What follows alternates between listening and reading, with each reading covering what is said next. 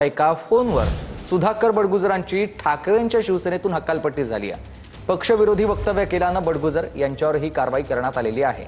सुधाकर बडगुजर यांनी नाराजी जाहीररित्या बोलून दाखवलेली होती आणि नाशकात ठाकरेंच्या सेनेची पत्रकार परिषद सुरू असतानाच संजय राऊत यांनी फोन केला आणि राऊतांच्या फोन नंतर बडगुजर यांच्या हकालपट्टीची कारवाई करण्यात आली। ठाकरेंच्या शिवसेनेचे नाशिकमधले नेते सुधाकर बडगुजर यांची पक्षातून हकालपट्टी करण्यात आली आहे। पक्षविरोधी कारवाई केल्याचा ठपका ठेवत त्यांची हकालपट्टी करण्यात आली आहे।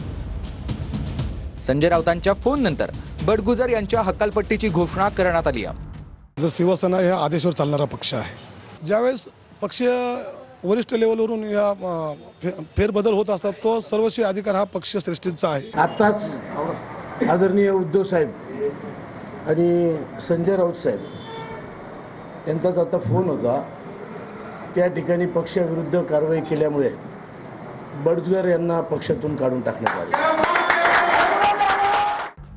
सुधाकर बडगुजर यांनी 2 दिवसांपूर्वी मुख्यमंत्री देवेंद्र फडणवीसांची भेट घेतली होती आणि तेव्हापासून बडगुजर हे ठाकरेंची साथ सोडणार अशा चर्चा होत्या।